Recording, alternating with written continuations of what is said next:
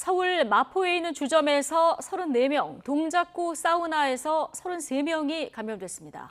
사우나 감염자 가운데 일부는 서울시청 서소문청사 직원도 포함돼 있어서 직원들을 상대로 전수검사를 진행하고 있습니다. 자세한 내용 취재기자 연결해서 알아보겠습니다. 박희재 기자. 네, 저는 서울 마포구 한 주점 앞에 나와 있습니다. 네, 지금 서울역 곳곳에서 집단 감염 사례가 나오고 있죠. 네, 그렇습니다. 이곳 주점과 관련돼 공식적으로 확인된 추가 확진자는 아직 없습니다. 관련 누적 확진자는 모두 34명으로 파악됐습니다. 이곳 주점을 포함해 확진자 일부가 단연간 인근 지하클럽 방문자들을 상대로 검사가 계속해서 이루어지고 있습니다.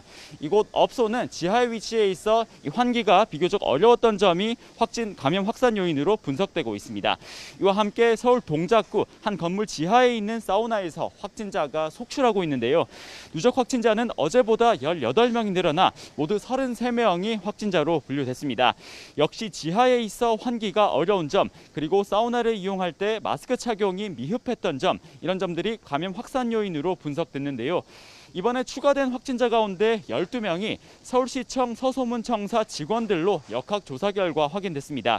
서울시는 사우나발 감염이 추가 전파되는 과정에서 직원들이 확진된 것으로 파악됐다고 설명했습니다. 이에 따라 시청 직원 1,600여 명을 상대로 코로나19 검사가 진행되고 있습니다.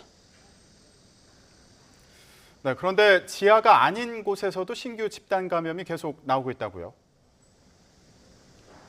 네, 그렇습니다. 무더위가 이어지면서 냉방시설을 가동하면서 이 감염 밀폐된 환경이 계속해서 이어지고 있는데요. 서울 마포구에 있는 미용실에서 서대문구 학원으로 이어지는 감염이 나와 모두 누적 확진자는 20명이 됐습니다.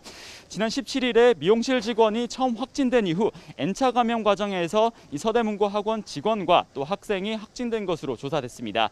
경기 양주에선 헬스장에서 어학원으로 이어진 감염 사례가 나와 현재까지 누적 환자는 46명으로 나타났습니다. 지난 22일에 헬스장 트레이너 직원 1명이 확진된 이후 이곳을 다니던 인근 어학원 강사도 확진돼 양쪽에서 확진자가 계속 속출하고 있습니다. 다만 첫 확진자가 헬스장에서 나온 건지 어학원에서 나온 건지는 더 조사를 해봐야 합니다.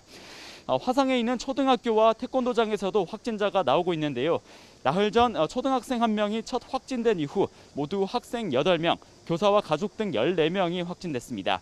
성남에 있는 직업기술학원에서는 13명, 안산에 있는 자동차 부품 제조회사에서 15명이 확진돼 수도권에서만 신규 집단 감염이 모두 5곳에서 나왔습니다. 지금까지 서울 마포구 한 주점 앞에서 YTN 박희재입니다.